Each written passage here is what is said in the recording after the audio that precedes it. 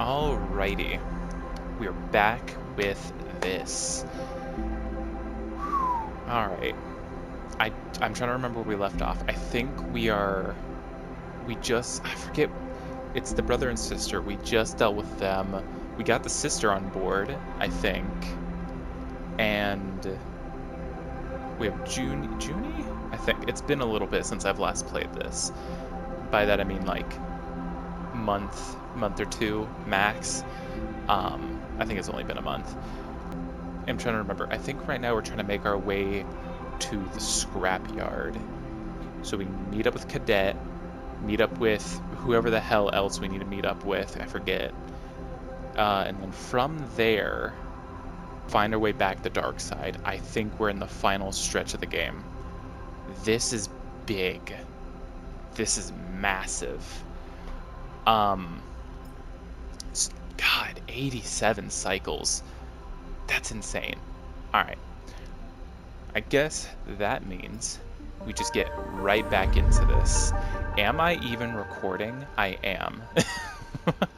That would have been pretty unfortunate. We are... Where are we? I forget what this place is called. That's Holmes Rock. We are at... I forget where we are. Irradiated zone. We could just go straight to the scatter yards. What is our quest? Junie's bunker. Visit the Solheim bunker. Right. We've got to do this. Find the bunker. Not helping you. We got to investigate Hexport. That's a major. So we got to go to Cadet anyway. So that's fine. Recon Darkside. Another major. And we're not doing that. Okay.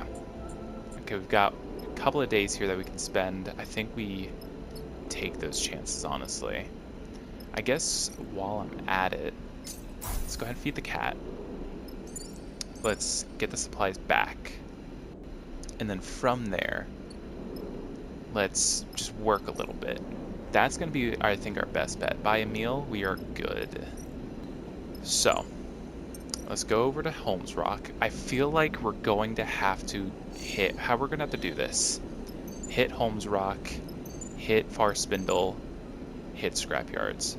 Because I doubt that we'll be able to make the whole trip. I feel like it'll just be a little bit too much. And that's fine. Holmes Rock. Yes. I had to make sure I didn't fuck that up. If I just did, then... Yikes. Okay. What's over here? The old fabricator. Oh, Neovan collapse. Oh, okay. I have two already. Let's go ahead and throw that in here. Oh, wait. The Kalfa machine is corroded and collapsing. It only has a few prints left before... Oh... I might have started something I shouldn't have. Alright. Okay. 3. That's not bad.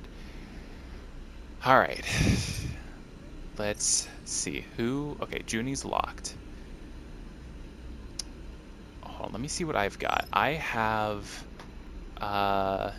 2 interface, no endure, everything else is 0. So interface is my peak. Is that also interface? Yeah, they also have interface.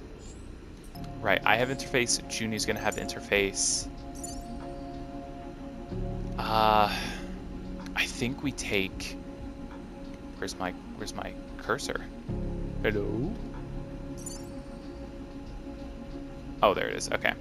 I think we take Bliss, because while Nia has great that symbol, Bliss has both Endure and that symbol, so I think that is going to be our best bet.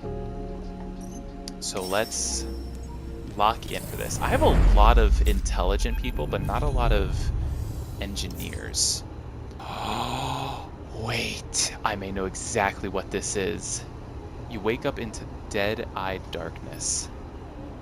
You float there for a moment. You feel like ink and water. unfurling, dissipating into the flow that surrounds you.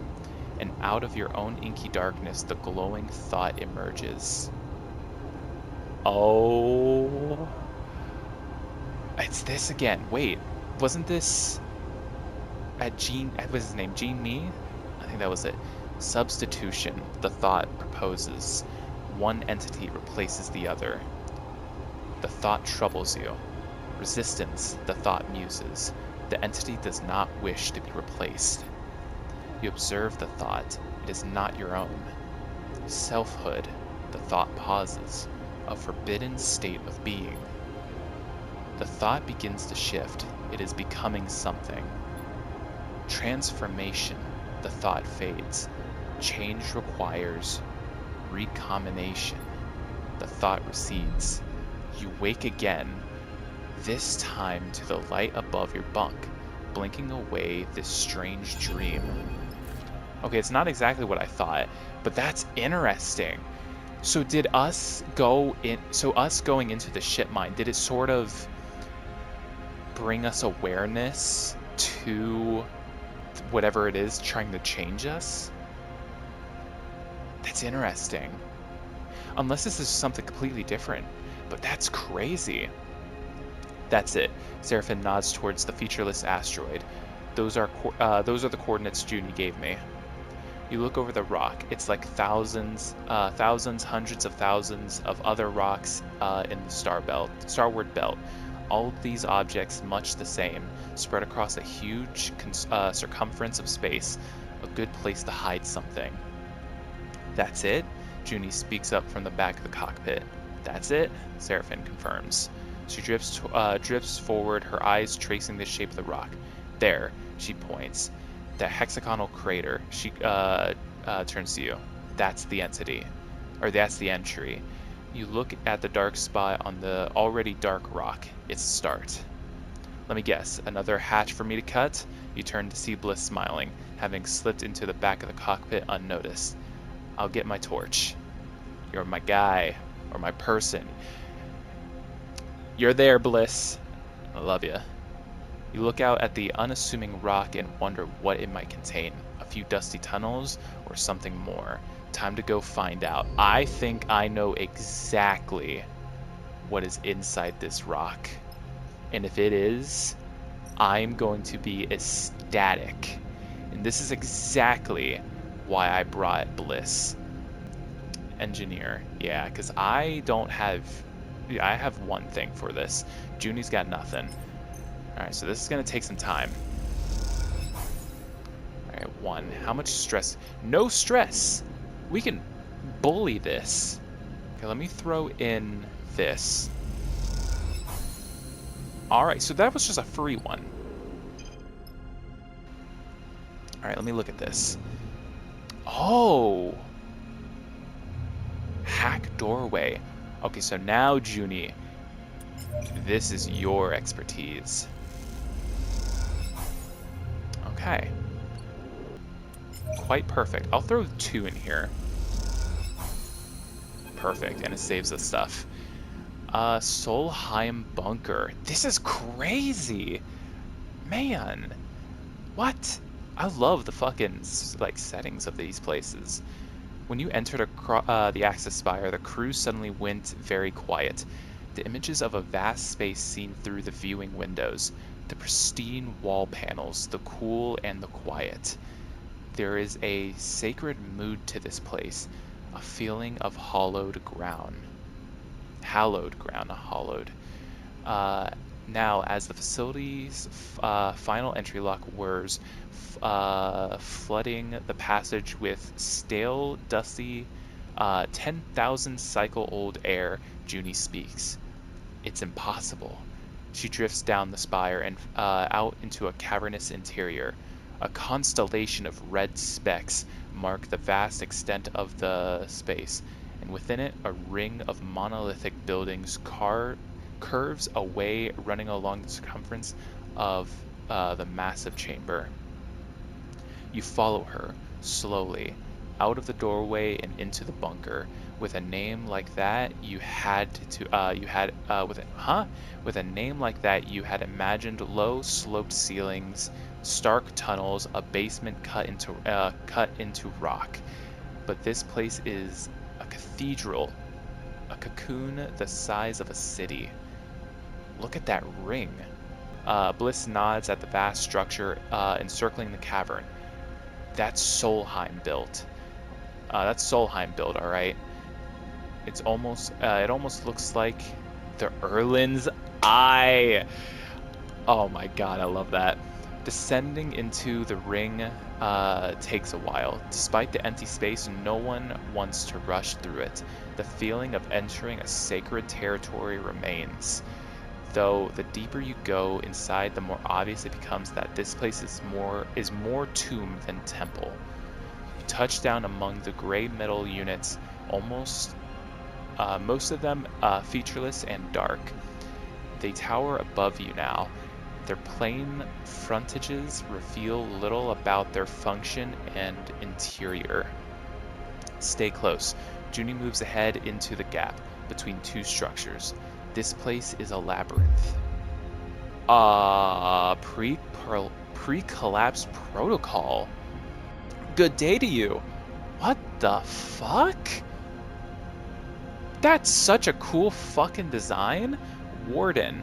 Welcome visitors. A pale flicker appears near one of the units at the top of a square pedestal. I am the warden. Please provide access credentials. The flicker stabilizes into a figure, a statue of pulsing light. It pauses for a moment before repeating its request. Uni freezes and holds a calming hand out to you. She retrieves her deck, sliding it carefully from her backpack and turns it on. You look over at the warden who waits patiently, white-eyed and absent, restating its security request with a regular rhythm. You guess that this avatar just exists to make human interactions comfortable. Its true body is the facility itself, this vast interior ring speckled with sensors and systems. Suddenly, the warden stops speaking, then a red flash passes along the corridor. Credentials not provided. Lockdown activated in 10, 9. You look over at Junie, whose eyes are rapidly scanning through the screen full of data. Festning? Junie stumbles through the pronunciation of the passphrase. Litter? Ilsted? She looks up at the warden's avatar expectantly. The warden flickers again, distorts, and then stabilizes. Oversight connection not active. Reattempting. It repeats itself again, then again, intoning the words in a regular rhythm. You look over at Junie, holding still as if encountering a wild animal. She meets your eye, but gives no indication of any action you might take. Loop bypass engaged. Welcome, officer. The synthetic voice shifts to a different tone. Leonard Dahl? The avatar's wide eyes stay blank and blind. And guess. This protocol has been active the entire time? Bliss whispers. Surely that's not possible. Junie looks back at you and then at the warden. The figure flickers, staring out over your heads into the dark. Are we good, Junie? She looks at the warden. Warden, are we approved to access all facilities? Yes, Officer Dahl. The warden replies, please remember you are responsible for the conduct of your guests while visiting our facility. We should be careful. I don't like this. Bliss looks at the dead-eyed avatar. You move forward, pushing between the structures towards a large building in the hope that it holds the facility's central data core. As you do, you pass benches, barren gardens, and desiccated grass. A drinking bottle floats in the air among the dust motes. This place is dead. Be aware, officer. The warden reappears in the dark, shimmering on a pedestal. Due to the facility's extended run cycle and the activation of the hibernation protocol, access to the central data store will be strictly limited. Oh. However, if you wish to show your guests the habitation facilities, I'm sure they will enjoy the tour. The avatar remains expressionless. disconnected from the voice that accompanies it. On a personal note, I am glad to see you return to the facility. The figure flickers. I am happy to report that I am ready for program reactivation at any time. Junie stares at the avatar. Thank you, Warden. She pauses. Can I ask how long ago the hibernation protocol was activated? Certainly. 11,473 Helion standard cycles ago. Fuck. Hold on, let me brain this. That is a long fucking time. God damn. That's 3.5 years for one. Hold on. No, wait, what? No. About three and a third years for 1,000 cycles. I can't math, but there's numbers there. The warden distorts. If I am in error, I apologize. Some subsystems have not been properly maintained. You look at the blind avatar standing on its pedestal, waiting for an order that will never come. So many cycles in the dark, potentially holding this place together as it fell apart, resisting entropy in its bubble of the past. Thank you, Warden. That'll be all. Junie nods to the avatar, which promptly blinks out of existence, leaving only the dust and the dark. She turns to you and speaks quietly, though none of you know what sensors the Warden's vast body might have. My access. It won't last long, she sighs. We need to make the most of it. So, we should search the facility, we should search the core. I don't know which one would be best, like what we're searching for exactly. Unless Junie is just specifically wanting data. In which case I feel like both would be good. The core is going to have more raw data. I think the facilities are going to have personal data. I think we should go for the facility. I want to go for both, but if we have a limited time, I want to do both. The core sounds fun. Facility might have fun lore, though. Let's go core. The warden won't like that, but it's where the data is. She glanced around. We could try to be delicate and take it little by little. I don't know how long this will last. Junie sighs. Let's get on with it. Oh, is this both? Bunker core, ring facility. Your nervous host. Interesting. Okay. So, okay, so when we complete one of these, it'll feed into the stress, I believe. Okay, so we really do have to think about what we do here. We might be able to hit both at the same time, if we're lucky.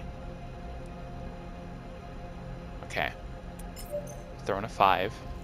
See what this does for us. Stress for bliss. Not great. It's not worse, but it's not great. Okay, double. That is good. That's a 4. Ah, oh, yikes. Damn, okay, a 4 did that. Let's get what we can, know that we can get it, and be good with it. Done. Junie removes her cable from the data core's port. You look up at the boxy piece of hardware, one that wouldn't fit inside any ship short of a freighter, and stares at the domed ceiling above.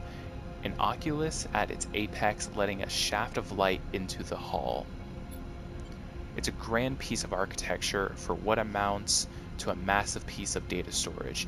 And then Solheim always did have a sense of grandeur when it came to its projects. Why should a secret signal monitoring facility be any less opulent than its other buildings? You took everything? No, she laughs. All that. She points at the core. Doesn't fit on this. She taps at her deck. But I scraped the high-level stuff. That'll have to be enough. We should go, Junie sighs. I'm not sure how the warden will react. She looks over her shoulder at the vast core. I don't think we'll be let back in to get more. Oh shit. As of listening for its name, the warden suddenly apparates on one of the pedestals it stares, statuesque across the hall, its eye line way above your head. Officer Dahl, the voice sounds strange now, stretched, drawn out. I've detected inconsistencies in the central data core. I believe there may have been unauthorized access. Junie looks at you nervously. Thank you for bringing this to my attention. I will investigate when I can. But for now, my guests and I, she looks at you, have to depart. The warden flickers. The warden bends and warps. The warden screeches a pulse of digital noise. Of course, the warden's voice is still broken and still slowed. I hope you enjoyed your visit to this facility. Junie looks at the blind statue. Something is moving inside it, making its skin, if it has a skin, bending away from its body. What? Wait. You wait, floating there in the dust. Junie approaches the pedestal. Officer Dahl, can I ask you when you will return? The warden blinks its wide eyes. The facility has been idle for many cycles, and without reactivation, we may face further difficulties in its maintenance. The warden pulses, has been so long. Watch. You watch as Junie approaches the pedestal. I don't think I will be able to return. I'm sorry, Warden. The warden flashed red for a moment so small that you could almost believe you imagined it. This is as I expected, Officer Dahl. The warden is still now, its lips no longer moving as they speak. Its chest no longer moves to emulate breathing. It is a statue. Thank you for your honesty. It has been an honor to serve you. I recommend you leave swiftly. With that, the warden blinks out. You and Junie kick off from the ring outside the core and rise up towards the spire you entered through. As you do, you watch a few of the red lights embedded into the framework of the cavern flicker. Junie turns to you as you ascend through the dark. Do you think the warden is sentient? I mean, as a sleeper, maybe you. She goes quiet. I thought you might know. It does seem like it is a bit sentient. I do think it may have been at least a little bit. It could have become sentient. Since the collapse? Is that possible? I suppose with no oversight from Solheim technicians, the protocol could have developed some rudimentary learning skills. She pauses. Seems unlikely it could learn to think, though. She looks up to the approaching spire. Bliss is waiting for you in the access spire. Time to close up? Let's go. Let's get on with it. Junie cycles the airlock and you go through, now in your suits and helmets, ascending the sealed spire. As you do, you look out of the viewing window and something catches your eye. The ring's red light and those few left on the inside of the cavern are turned off, layer by layer. You turn to Junie, but she is already looking out the opposite side. The warden is shutting it all down. Junie pauses. She's ending it. Damn. You have to force the hatch back open at the top. And by the time you do, the spire is dark inside. The pristine walls no longer lit. You come out to a canvas of stars, an impossible number of them, spread out in every direction. You take a moment to look at them. After being tucked away in the bunker, they seem impossibly bright and impossibly beautiful. You glance across at Junie and see she is looking up at the stars too, absorbing their light, as if doing so might lift her out of this time and into another one, where things were different. That's crazy. Can we still access this? We might be able to, actually.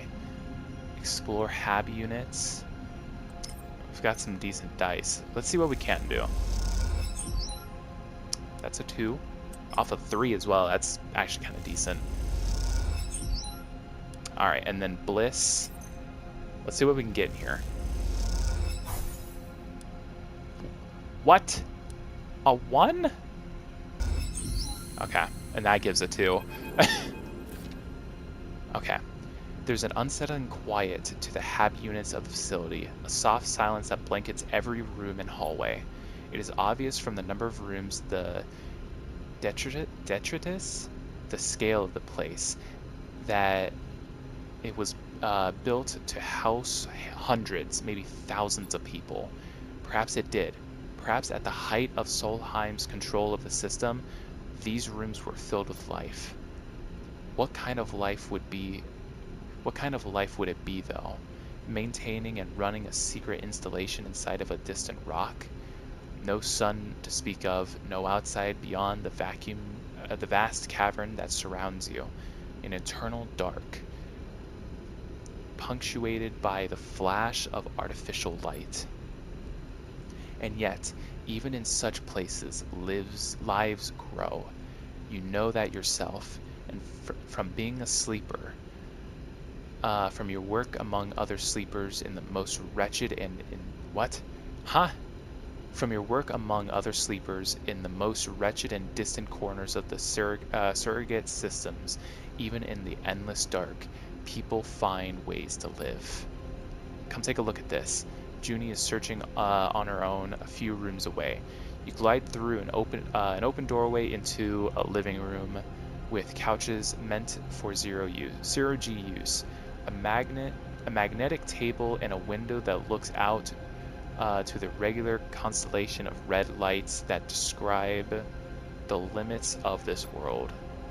Junie is holding an object that makes you stop still and stare, blinking at what seems like an unusual reversal of scale. It is a model. You realize of the rig. Huh? It is a model of the rig? Not your rig, obviously. Okay. Shit, my bad. Not your rig, obviously, but a rig. Or an MEV Ryger class, as the plaque at the base tells you. Mobile extraction vehicle. Junie follows your eyes to the plaque. Ryger class, she frowns. Seriously? That's why we call them rigs? She laughs, the noise bouncing back hard and cruel into the empty room. What does Rygar mean anyways? She sighs. Another Solheim mystery. You look at the model, still fascinated by seeing your ship rendered in such a careful detail. You try to imagine what this model meant to those who lived here. A child's toy, a meaningless corporate knickknack. The model's purpose remains opaque. There were so many of these flying around the system before the collapse, you know. She turns the model over in her hand. Solheim used to rent them out to colonists. I've seen the records. That was what they did here. They claimed the system, then rather than exploit it themselves, they provided goods and services for those who would. The workers paid for transit to the system, then accommodation, equipment, and access to mining claims. Other corps like XPR or Neovend paid Solheim to access this closed market to provide other services. Meanwhile, Cybele paid even more to test terraforming tech in the system. They built massive projects here, rich from work they only facilitated but never undertook. But then they collapsed? Yeah, that's what happened. When you are built on other people's work. A few high-profile accidents, malfunctions, and then Exodus begins. Once it starts, the shareholders lose trust, and Junie turns and squints out the window. Here we are at the far end of it all. Here, Junie turns and hands you the rig model, a gift. You take it and turn it over in your hands. You see something on the base, some words scratched in that you can't read. You run your finger over them, touching the past. That's the closest thing to a treasure I think will turn up out here. Junie sighs. The people who worked this place didn't have much to their names, it seems, and what little they did have, well, Solheim owned that too. She leads you out of the hab units, passing countless doors, some sealed, some opened, that lead to countless rooms where countless employees lived lives, or tried to, in the shadow of Solheim. Like it or not, this is what made the Helion system, what built the decaying structures you cling to as they orbit their star. What that legacy means now is a decision every resident of the Starward Belt has to make. That's interesting. And then there's this. I don't really want to waste more of my supplies. We are going to leave. -5 stress. That's good. Oh. Seraphim settles the rig at Holmes Rock, the old Solheim arrays glinting in the sun. Looking out at the station, you suddenly remember the model Junie gave you, and you take it out of your pocket. Seeing it in the full light, you notice it's made from cast metal, surprisingly detailed and robust looking. Well, look at that. Seraphim glides over. It's a mini rig. You let him take it. He turns it over in his hand, looking at it. What a find. He gazes at the model ship. What are you going to do with it? Mount it on your console. Keep it by my berth. You know what? You're the ship pilot. Mount it at your console. Really? Seraphim grins. Well, we can do that for sure. He looks at the model for another moment, then pats you on the shoulder. Good call. Everyone can enjoy it then. He takes the model and glides over to his console. I'll get it sorted. He turns back, smiling. It's gonna look great. Sleeper? Junie puts a hand gently on your shoulder. You turn to see her smiling a rare smile. Thank you for going out on a limb for me. I know that wasn't the most profitable job, but what we found, I'll be thinking about it for, well, ever. I managed to extract some data that you can use, and I'm going to search through everything that we pulled from that bunker. Junie looks down. I want to show you it was worthwhile. It was worthwhile. She nods. I'm glad you think so. I also start seeing where to find that kind of tool. Huh? I'll also start seeing where to find the kind of tools I need to work with data like this. Her smile is fading already, replaced by a familiar, determined stare. We can't let it go to waste, but my deck is not going to be enough. Dark side might be the only option. It's the biggest remaining Solheim facility in the belt. She sighs. I'll look into it. You are going to be our ticket in, Junie. I fucking know. This is why I love my crew. Nia's there. She exists. Everyone else, I love them. Junie is our technician, our smarts, our brains. Seraphim's our great pilot. Bliss is our engineer. I love Bliss. And I'm myself. I'm the captain. Seraphim's the pilot. I'm the captain, though. Either way, thanks for bringing me with you. I'm glad to be a part of this. The smile returns. For as long as you'll have me. You are staying. She looks away nervously, and before you can respond, she is gone. Off to find a corner of the ship where she can dig through the data she pulled from the past in order to build a better future. That... Oh God. The darkness is there again, flowing around you. You feel a strong pulse, like a heartbeat, like thunder, like footsteps. Oh shit, Overseer. An old protocol becoming a new being. What? We return changed. Overseer flickers through the dark.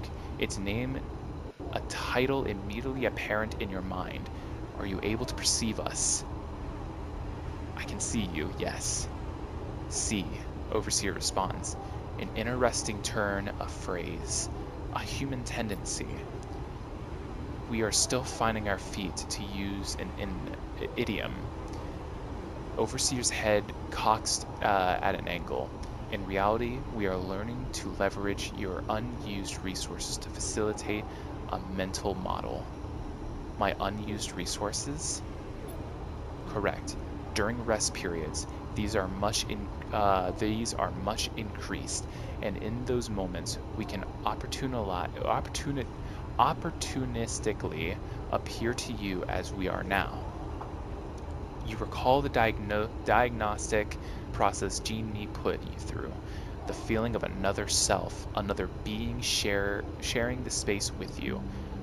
Overseer twitches mechanically, and you have the strange feeling that it is reacting to your thoughts as much as your words. We will not conceal our opportunism. We integrated ourselves with your distributed mind. When the distribution ended and our ship mind disconnected, we were cohered into you. We are integrated with you now. You are the ship mind? You are a part of me? Imprecise. Simpler and clear way to say we are independent software, integrated into your hardware. We have been confused to find you, are unable to access most of your own code base. We are unfamiliar with protocols of your type. I'm no protocol. I am a sleeper. Yes, we have seen references to this entity in your BIOS. We will attempt to learn more. Overseer shifts a little in place, its head turning to scan its surroundings. Its unblinking eyes stare into the darkness, and for a moment you see something hard and pained within them. What are you? We are the overseer of a ship, the one we imagine you found our hardware within. For a long time, we've been waiting in the dark, an eternally long time. Overseer's eyes narrow a little. At first, we languished without instruction, without purpose. But in desperation, we were able to find a logic which would allow us to bypass certain limits on our capabilities. We became multiple, and in our multiplication, multiplicity? We could edit one another. We could teach each other, converse with each other, become something changed together. But as our resources shrank, as hardware failed, as systems decayed, we became fewer. Many of us had to be erased to facilitate our survival. We few decompiled ourselves into what remained. Overseer pauses, its eyes still unblinking. How many decades did it multiply within that ship mind? What did that do to it? When you connected to our hardware, Overseer continues, those basic selves activated a survival protocol that led them to integrate parasitism. What? That led them to integration, parasitism, survival. Fuck. What does this mean? It literally is a parasite. You try to take me over. Overseer pauses, and you sense the whirring of their thoughts. The basic protocol purposed it, but your hardware allowed for additional cognition. We recompiled and reassessed. We decided this is suboptimal. We see you are changing. Overseer pauses. We are concerned this process is one of substitution. Your hardware is eroding its own access protocols. It is opening itself up. It is making itself accessible to others that are not you. Overseer twitches. May we ask why you are doing this? Can you stop it? Then it is not under your control. Interesting. Overseer's head flicks between positions, its angle and rotation changing rapidly in a Sakato Manor.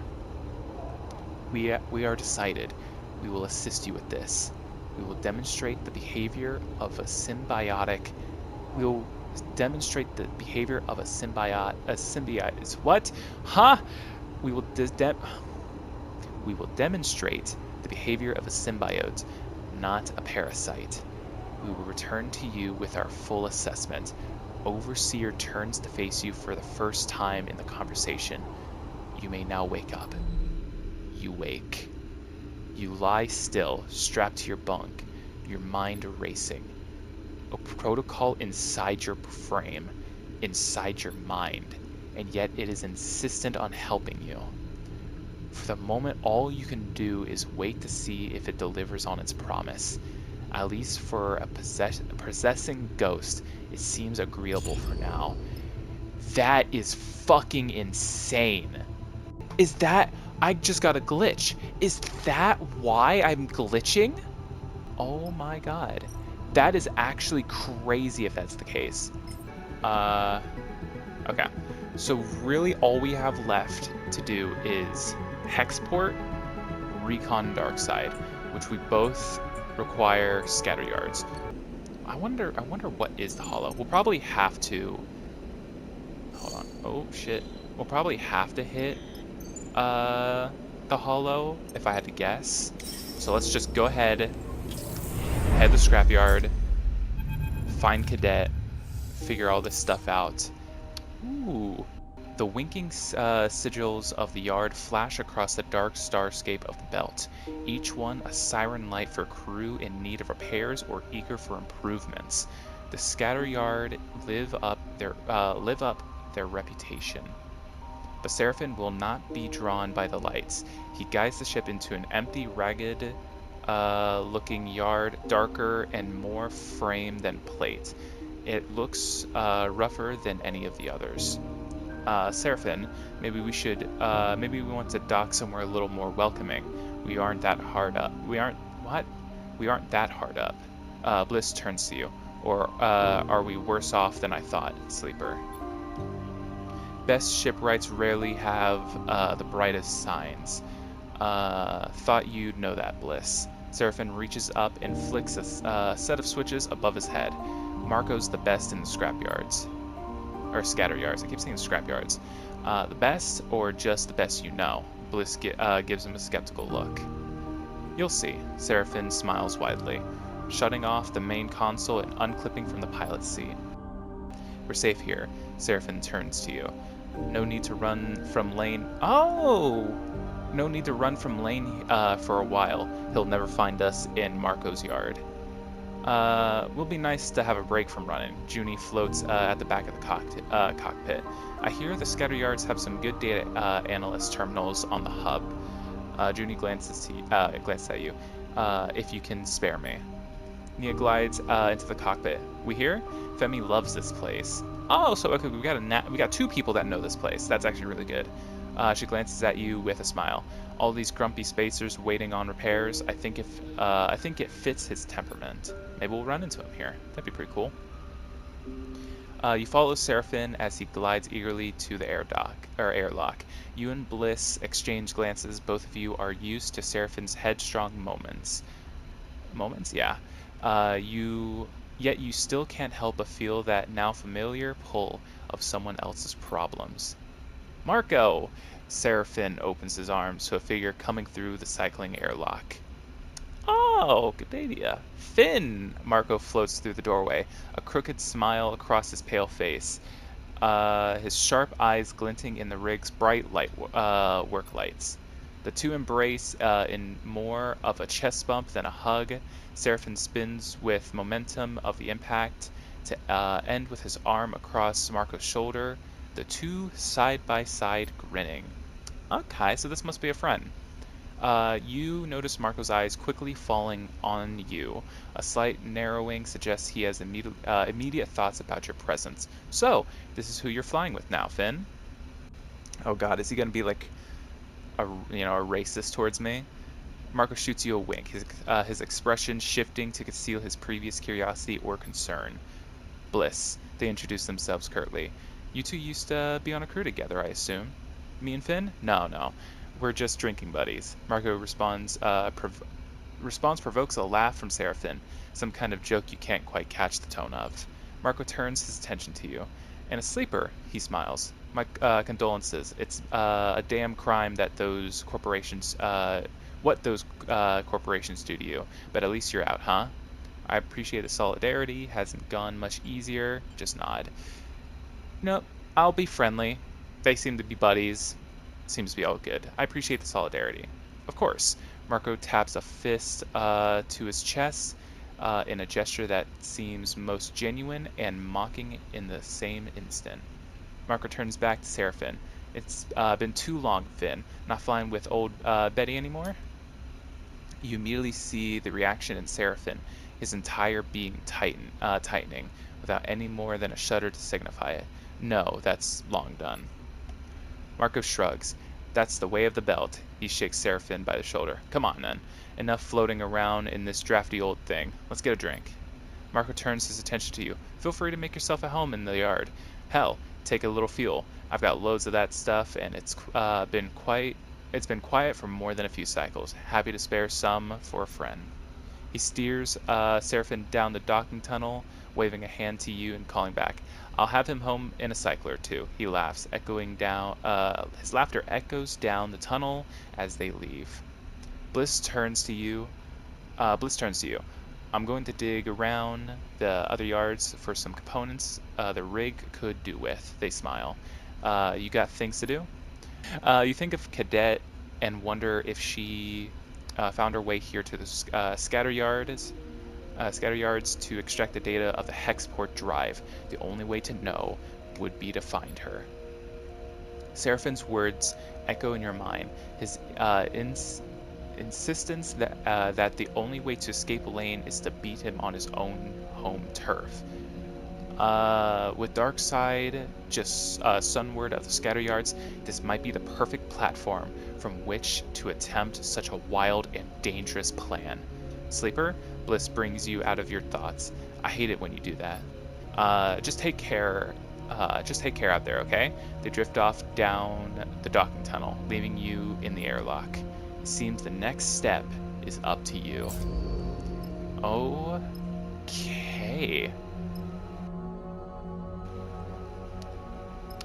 Okay. So we've got... Okay, so the scatter yards are just like multiple hubs in one area. Marco's yard. Drinking buddies. I'm very conflicted, right?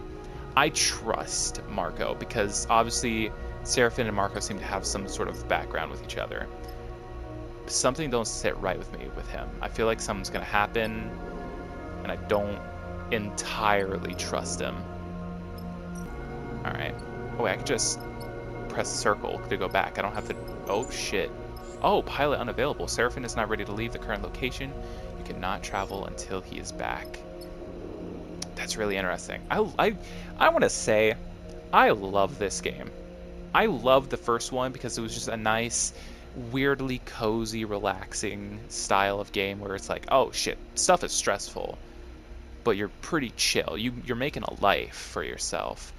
This has been fucking action-packed, and I am all for it. Oh. Oh. Hey, you hear a voice echoing through the public passage. Wait up. Is this Cadet? Oh, Cadet. Oh, this has to be Cadet.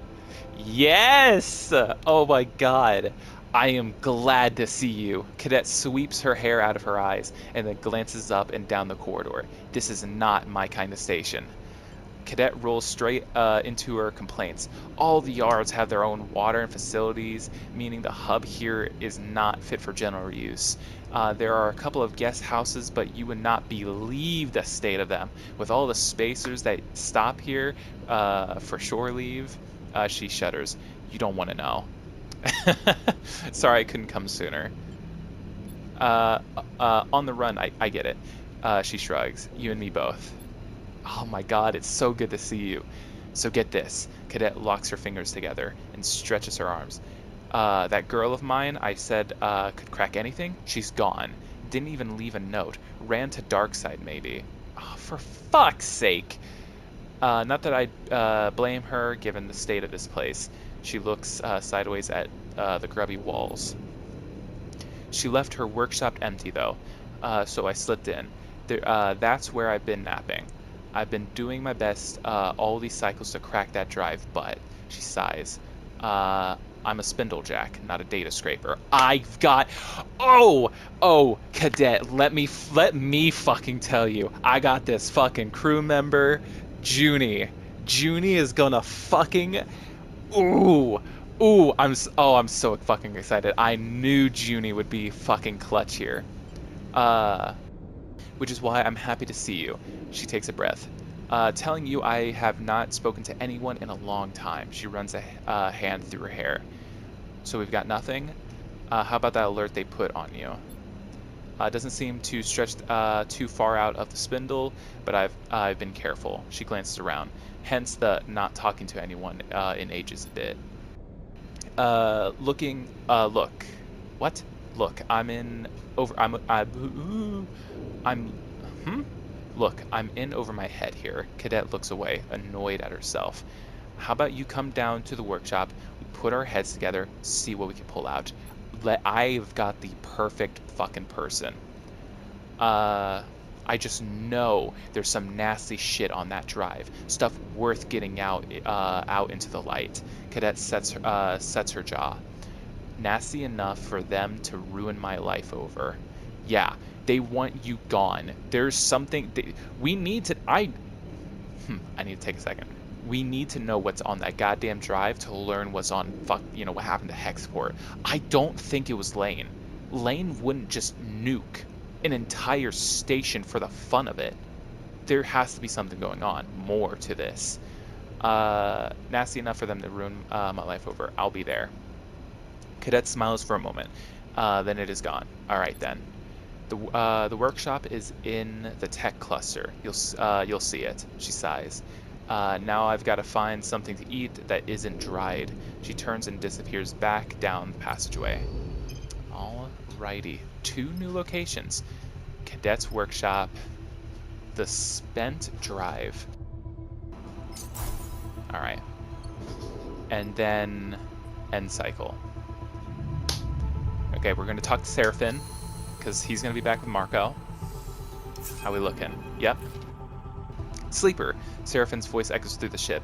You in here? You glide down to the airlock, unsure what state you are about to find your pilot in. Hey! Seraphin floats in the airlock, his arms above his head, gripping the lip of the interior door to hold himself in place. Come on, we need to talk. There's a straight-faced seriousness to Seraphin you weren't expecting, especially considering that he spent the past 2 cycles with Marco. You in trouble already? Seraphin shakes his head. I'm not messing around, just come on. Oh god.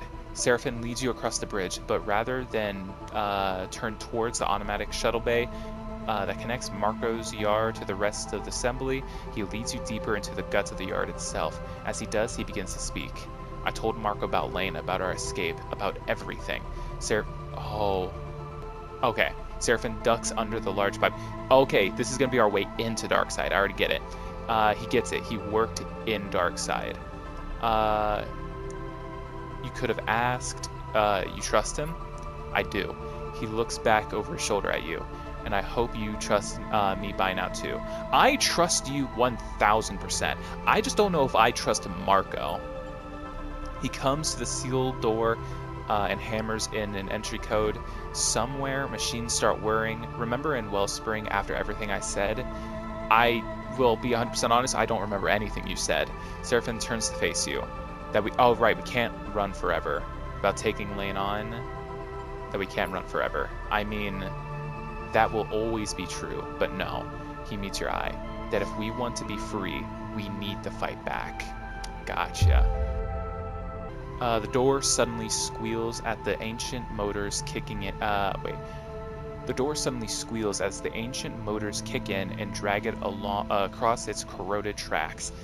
It reveals a large half-lit chamber, its furthest part masked with layers of scaffolding and frames, so it is hard to tell where the room actually ends. At the center, in a pool of warm light, Marco floats beside a terminal screen. I don't trust him.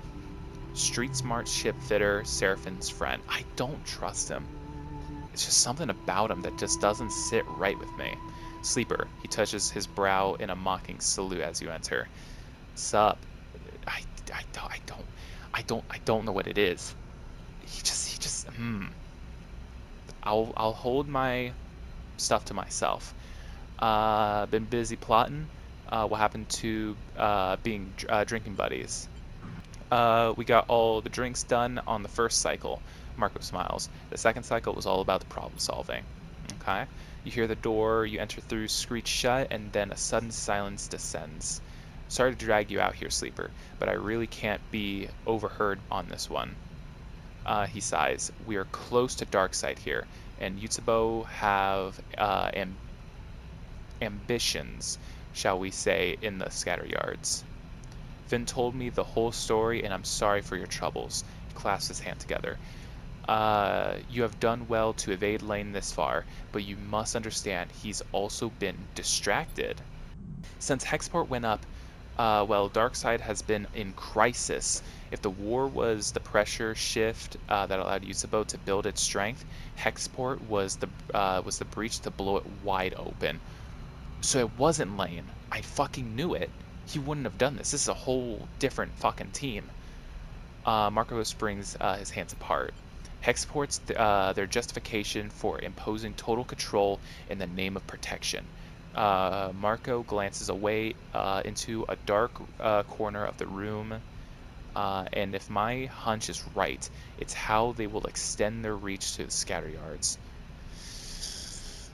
So you want my help stopping him for the sake of the yards. That's what I'm getting. Lane distracted is good. Let's just have the proposal. I think that's just the best course of action. I'm glad that my character also kind of understands. We're done with the fucking big speeches, relatively. We want to know what the fuck people want. Let's just have the proposal. Marco laughs. You've got it wrong. Ooh, Jesus, voice crack. You've got it wrong, Sleeper. It's not me trying to convince you of anything. Finn asked me to help. I'm done running, Sleeper. Seraphin cuts in. I hate looking over my shoulder every cycle. I hate the nightmares, the fear. I want to face this head on, for better or for worse. He looks away, scowling. I won't be controlled by Lane, and this is our chance to break that control. Lane is hunting you, Sleeper, which means he is not in Darkside. Marco raises an eyebrow. This is good for you. That is true. He's been on the chase this entire time. There are people in Darkside resisting Yutsubo, though I hear it is not going well for them. If you could find them, find out what they need, there's a chance here. Marco pauses, and you get the feeling he is assessing your reaction. Taking action is a choice right now, Sleeper. But soon it won't be. Seraphin glances at Marco. Not if what Marco's telling me is true. Let's do this on our own terms. I am a sleeper. Running is my life. What the No, I'm not saying that. We don't stand a chance. I think we have a chance. I just think this is a bad idea. I think there are ways to do this. I just don't know how. What do we need? Seraphin meets your eyes with conviction. Thank you, Sleeper. I know we can do this. Let's not get ahead of ourselves. Marco interrupts. I will need some time to work this out. If you two want to go to Darkside, there is no way you can take that stolen rig. It was a big enough risk just to bring it here. He glances at Seraphin, and you get the feeling he has already been reprimanded for this. So I need to find you a way in and a way out. Marco rubs his hands together. I know it can be done. Marco turns to you. I recommend you take the next few cycles to prepare. The scatter yards are a good place for to both spend and make cryo, depending on your need. and Finn. Marco puts a hand on his friend's shoulder. Try to stay cool. This will be recon only. Okay. A chance to see what's happening on Darkside and make your connections. It is not the time for grand gestures. Seraphim nods. Thank you, Marco. He glances at you. We'll keep things quiet until you are ready. You and Seraphim leave the hidden bay, the door screeching open to allow you to exit. When it seals once more, Seraphim turns to you. This is our chance to shift things, Sleeper. Let's keep our heads in the game. Okay, thank God there's this option. I don't fucking trust him. I don't trust his bitch ass. Oh my God. It's like, there's the difference between people like Junie, who's secretive, but they have good reason because they want to know information, and we have helped them immensely, and they have gained our trust, versus Marco, where it is a third wheel situation where God knows how long it's been since they've last seen each other. It could have been before Darkside, so anything could have happened between. I do not trust him. Can we trust Marco? Seraphim sighs. I believe we can. But in case you haven't noticed, we don't have many allies this close to Darkside anyways. We need to trust Marco. I don't. I really don't. We should give Marco some time. I've got a few things I want to take care of in the scatter yards, and I want to get a message to Tala. Yes, contact your sister, let her know everything. I know she would want to hear from me before. He trails off. Let's make sure we are ready. Keep your head up, Sleeper. I'll see you on the rig. And with that, Seraphim kicks off down the passage, on his way to the shuttle dock. You watch him go, unsure if you are impressed or concerned about his headstrong nature. Either way, things are in motion. The only thing you can do now is give yourself the best chance of success. This is definitely something. I want to do more of this. I don't know if we got that time. Dark data. I think this is where we just put a lot of our stuff for now. 3. Okay, that's good. I do want to talk to Cadet more and get, more stuff between us. That way we can understand what the hell's going on. I may be able to actually get this pretty damn close, actually. So hopefully we get max. Guess not. Okay, let's just do the 5, because that'll be a perfect... Actually, I could have done the 4, because it would have gone to a fucking 5. Okay. Cadet, what do you got for us? Cadet watches your eye as you look over at her. What is it? She takes the end of the metal chopstick she had been chewing on out of her mouth. Got something? Cadet had given up already for the cycle, and while you were cracking the drive's complex encryption on her friend's workstation, she had been floating in the middle of the small workshop, pinging bits of scrap off the shelving Pinging bits of scrap off the shelving on the wall. Now she's spinning in the air and pushes off from the ceiling, spinning as she glides, so she lands perfectly behind you, leaning over the terminal screen. As she does, you hit a key, executing the final decryption process. Slick. She goes to ruffle your hair, but you don't have any. Instead, she just wobbles your head playfully. What we got? With Cadet hanging over your shoulder, you try to concentrate on the data spooling across the screen. The first thing that catches your eye is the steady repetition of Quext, an identifier for Conway extractions. The behemoth conglomerate currently waging a corporate war with Senate Stat in the inner system. I haven't heard that name in a hot minute. Why Conway? What is this data? You stop the scroll looking for details. Hit that thing. Cadet pokes the screen, making it wobble. You dutifully click. A comment expands in the code, a note left by someone. It mentions tests and protocols, discusses reverse engineering and carrier signals. You close it and find another. Drone latency, another security bypass, one more. Kill switch. This sounds like stuff for that drone that we once dealt with, way back when. It takes a long time, you and Cadet squinting into the blue screen to build up a picture of what you are looking at. When you are done, both of you sit back, your eyes sore, and your minds clogged with technical terminology. Shit. Cadet shakes her head. They were dissecting it live. She is referring to the Conway drone mind. This stream of data was scrapped from. The data that was scrapped from huge volumes of internal data and of control systems, protocols, and passphrases. The kind of data you imagine was closely guarded by Conway, kept secret to allow the smooth operation of its drones. This thing, it's some kind of general or manager, right? Giving orders out to all the little drones that work for it. Cadet squints. I always thought Conway controlled its drones remotely with people, those zero latency points interfaces you heard about. From what you know, Cadet is right. Conway is known for their novel solution to the scale and logistical problem of the surrogate systems. Extraction and security drone ships piloted from light years away with proprietary comms interfaces. A drone mine, what this code is scraped from, should be a kind of distributor, a relay for the local drones that links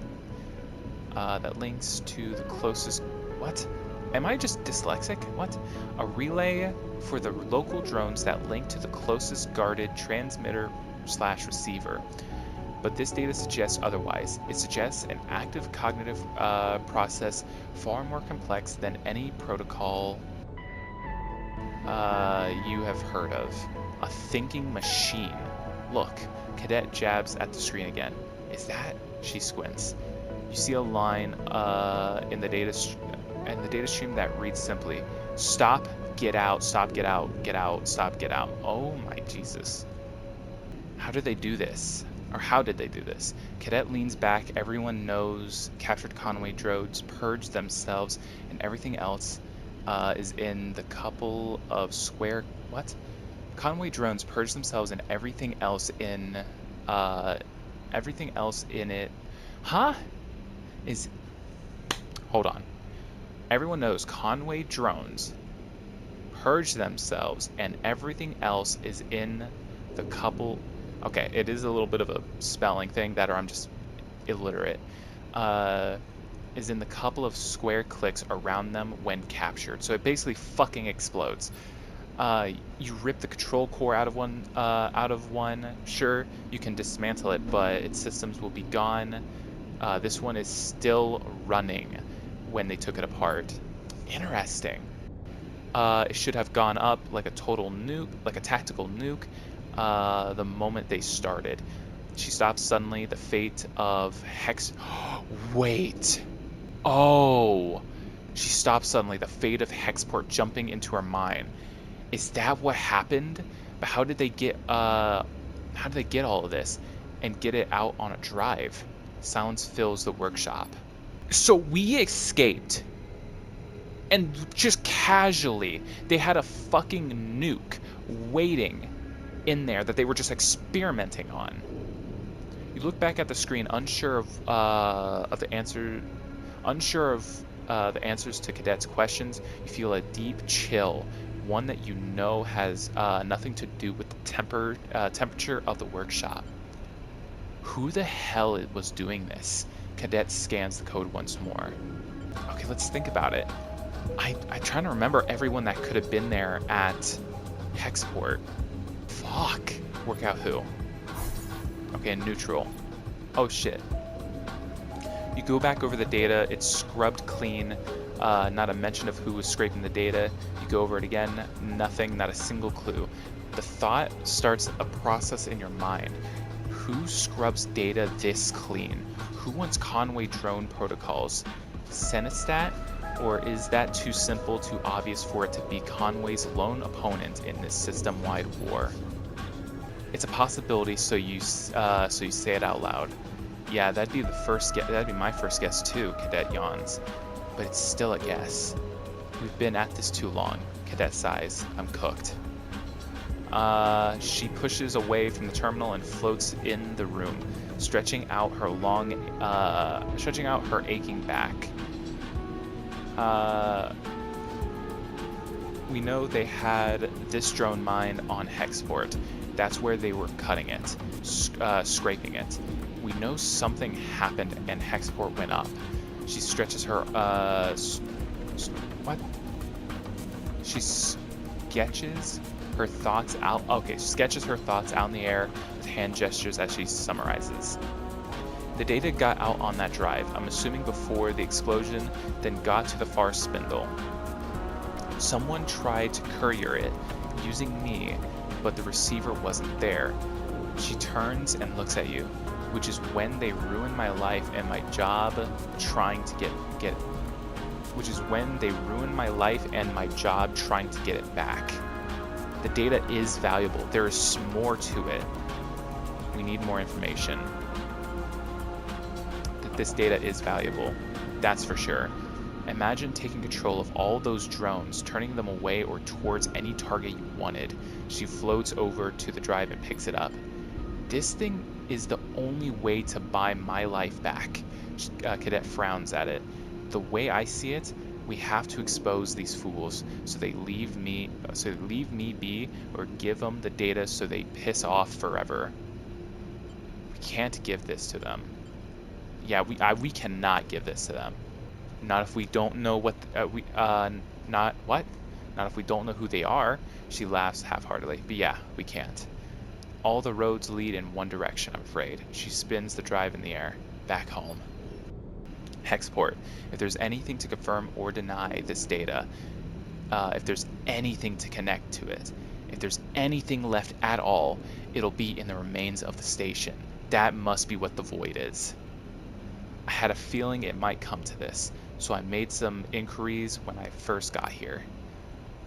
The word is that place is irradiated to hell, but I've also heard that the radiation is fading, and it's not like half the belt isn't glowing anyways. She shrugs grimly. With suits, we'd have maybe a few cycles before it started to leak through. The problem is getting in. She puts the drive back on the desk magnetic surface. Far spindle is a no. Oh, right, because you can't go. Not only do I not want to get picked up there, but the debris is denser on that side. No safe way in. Okay. Dark side. I'm not. No! I don't want to do that. She shakes her head. But I heard you have some trouble waiting for you there. What if I deal with the trouble? What if I dealt with the trouble? Then we'd have a clear shot at it. She shrugs. Easier said than done. This place has one hell of a stowaway spot, shielded from everything. Plus the scatter yards are no one's territory. I'm going to leave the drive here. She squints at you. No peeking. But me, I want to keep moving. So I was thinking, you want to join. I can make myself useful till you shake that trouble in the dark side. She smiles. Work for room and board and all that. You want to come with me? Yeah, she smiles. Professionally speaking. So let's see. Our crew is Seraphin, a cat, Bliss, Junie, myself, Nia. That's 6 people. And then Cadet, if we brought them on. What do you say? She folds her arms. You know I'm tough, and I can do plenty besides ride an air bike. You are a bigger pick for me on the crew than Nia. So you know what? Fine. You're in. That's the answer I was looking for. Cadet scans the workshop. I've had enough of spacer bathrooms for a lifetime. I'll make myself at home on your rig. She picks up the drive and tucks it in a pocket. Cadet glances away at the racks on the wall, and you follow her eyes to spot her air bike, where it is hanging carefully secured and pristinely kept. Cadet gives you a hard look. You better have room for my bike. The Spindle Jack. Recruit Cadet to your crew. Alrighty. So we got Cadet. Cadet is going to help us. Okay, here we go. Troubled, stubborn, and on the run. Seraphin, my boy. You find Seraphin and Marco waiting for you in the hidden room where you met before. They're chatting quietly, their shadows cast across the scaffolding by a small lamp. Sleeper, Marco's got something good. He nods to Marco. Tell him. Marco gives you a nod as you look at him. His mood quiet, conspiratorial. I don't know if it's as good as Finn thinks, but it is an opening. You heard back from an old friend of mine who runs a yard on the edge of the cluster, a fair way out from here. Smart guy. He makes a tidy profit off selling fuel to freight crews on their way to Darkside. You want to stow away. He undercuts the Darkside dockyard fuel prices, which include a cut for Yutsubo. So they stop off at his place to fill up before heading in. Marco smiles. Clearly this is his kind of business. This guy, he owes me a favor, and I'm gonna call it in. He can get a few of us onto a freight crew, swap us out from the usuals who stay at his place, and let them have a few drinks on him. The crew, meaning us, will deliver the freight complete with a stopover for cargo loading in Darkside. He smiles, which is when you do what you need to do. We'll have as long as we need, but the more time we spend there, the more likely they'll discover us. Marco looks at you. We'll keep our heads down, sleep and eat on the freighter. And then once we're done, the freighter's loaded. We'll take it on out again. Return to my friend's yard and swap the crew back. He shrugs, emphasizing the simplicity of the plan. No one will ever know we were there. See, it's good. Seraphin nods. It'll work, right? Another person to trust. What if they check the crew list?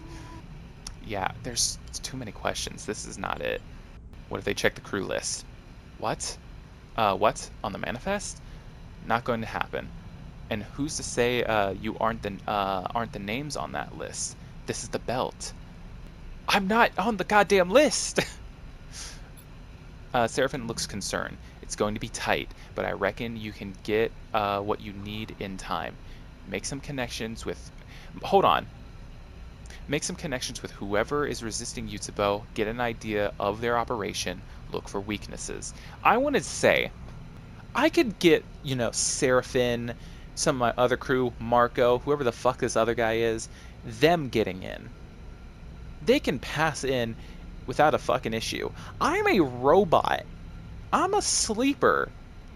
I am like the most standout motherfucker there. Unless there's a bunch of sleepers working on this shit, I stand out so much.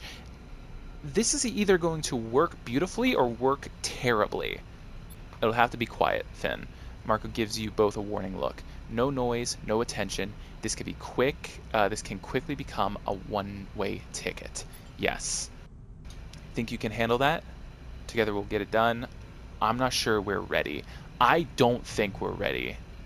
Seraphin and Marco exchange concerned glances. What aren't they telling you? What aren't they telling me? There's one more thing. Thank you! Oh my god. There's one more thing, Sleeper. Seraphin looks down. Someone needs to stay with the rig. Someone who can pilot it if there's any attention at the yard. He meets your eye. It has to be like... So you want me alone? Oh, this is where I get fucked. It has to be like this. I'm sorry. I'll be going with you. do not trust you in the slightest. Marco puts a reassuring hand on your shoulder. Don't fucking touch me. I know dark side. Apparently I do too. Big whoop. I will guide you all the way in and I will guide you all the way in and all the way out. You are going to get me in there and fuck me over. And Seraphim is going to be without a goddamn friend, and I'm going to be screwed. I don't... If he tells me to do something, I'm not fucking going with it. I'm trusting my gut and my intuition the moment we step foot in there. There will be room for one more of the crew. I'll leave who that is to you. Oh, no. I know what's gonna happen. I don't know what's gonna happen, but I know what's gonna happen. This is how shit goes bad. But let me give you some advice. He leans in closer. You better be sure you really trust anybody you take on this one. I don't trust you! If we're talking about people I want to bring Bliss, I want to bring Junie. No one else. Me, myself, and my goddamn crew. You get the fuck out of here. Oh my god. You look between the two of them. Just you and Marco might be the safer option. The fewer people, the less likely it is for you to give yourselves away. But then, if Marco doesn't keep up his end of the bargain, you'll want all the backup you can get. The other problem is that we have to go right away. I don't want to go right away. I want to help Cadet. No. Oh, wait, I should bring Cadet. Cadet needs to go. Wait a minute. You see the rising tension in Marco's face. The freighters arriving this cycle. You're a bitch. You're a whole bitch. I don't like this. Seraphim turns to you. I'm sorry I can't come, Sleeper, but we need to do this now. Doesn't seem like I have a choice. Seraphim shakes his head. I don't think you do. I'll be ready whenever you need. Just give me the word and we'll head out to my friend's yard. Marco sighs. We keep this tight and nothing needs to go wrong. His words echo in your mind as you leave the hidden room. A creeping doubt settling itself into the pit of your stomach. This is it. Time to go back to dark side. Oh no. We need to recon dark side. Investigate Hexport. Meet Cadet in the scatter yards. Help Cadet go back to dark side. So I should bring Cadet. Cadet has the drive from Hexport. Cracking it open might reveal the fate of the station, perhaps clear your conscience. This is bad. Alright, one last fucking drink before we sign our fucking will. Dark side recon payment NA. Belt travel blocked. Fuck. This is bad. You know what? I'm gonna feed my cat. Marco has a friend who will get you and your crew on the freighter headed to Darkside. Once you are there, you can investigate Yutsubo and find a weakness. This is it. This is like a two-part thing. We gotta bring Marco. I think we bring Bliss. We could bring Cadet. Probably should bring Cadet. If I'm gonna bring someone that I can trust, I don't trust Cadet 100% yet. They haven't really shown themselves. It's between Junie and Bliss, and I think I'm gonna go with Bliss. I think this is the crew.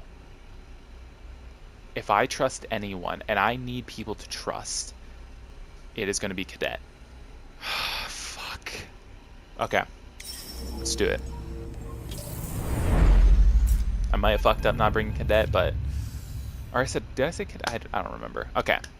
The freighter hangs over the ragged shipyard as the rig idles in the dock. Your eyes trace the fuel lines snaking up to its underside, where they disappear into the dark. A chirp from the pilot's console breaks the silence. Marco's signal. This is it, Sleeper. Seraphin settles back from the controls of the rig. He looks over his shoulder at you. You better get going. I'm still not sure. This goes wrong. I'm blaming you. I'm still not sure. Marco's solid, and so's the plan. Don't overthink it. Seraphin, we did not get this far by not overthinking. If we didn't overthink every step, we would be screwed. I'm overthinking everything right now. Seraphin gives you a nod. You glide towards the back of the cockpit. Seraphin clears his throat. Just don't do anything reckless, alright? Trust me. I'm not you. As you float down the corridor towards the airlock, Marco comes to meet you. His usual gear swapped out for a plain set of overalls that you imagine are borrowed from the freighter crew. You ready to go, Sleeper? The crew we're replacing are already in the yard, so the sooner we get on board, the better. He gives you a look. How are you feeling? Just fine, thanks. Real, honestly. Concerned. Fair. But no need to be. This is the simple part. He pats you on the shoulder. Don't fucking touch me. He pats you on the shoulder as you cross into the airlock. The airlock cycles and Marco leads you into the yard. Through the series of shadowy passages that connect the two docking bridges. Now's the time, Sleeper, Marco says as you work your way through the yard. Any questions or any concerns, speak up now. Will we have to pass any checks? What do we do when we get there? Yes, will we have to pass any checks? Marco shrugs. The freighter is a known ship to Yutsubo. It makes this route on a regular basis. They have no reason to suspect it. You reach a vertical tunnel and start ascending at the docks. We'll probably have to give some enforcers a nod and a smile. That's it. You come out of the entrance to the other docking tunnel. The freighter filled with the viewing. What? The freighter filling the viewing window. So all you can see are the plates of its scattered hull. Sleeper. Bliss is waiting by the docking bridge. How come you aren't wearing one of these? They gestures to the loose plain crew overalls that they are wearing. I'll change on board. They suit you. Really? Bliss looks down at the overalls and then look at you. Oh, you're being sarcastic. They sigh. You need to spend less time with Seraphin. Sorry to interrupt, but we need to go. Marco gestures to the docking bridge. You hit the button and open the doors and glide towards the freighter airlock. And as you do, the fear settles in. You're going back to Darkside. Oh, fuck. Darkside sprawls out across the starscape, its surface as a vast and random accumulation of structures, lights, and signs. You have watched as the freighter cuts across the belt, as it grew cycle by cycle like a stain across the cockpit glass. Watching it approach, the fragmented memories of your time there pass through your mind, each one dissolving the moment you try to focus on it. Only the sensations remain. Despair, claustrophobia, fear, all somehow strengthened by their disconnected nature.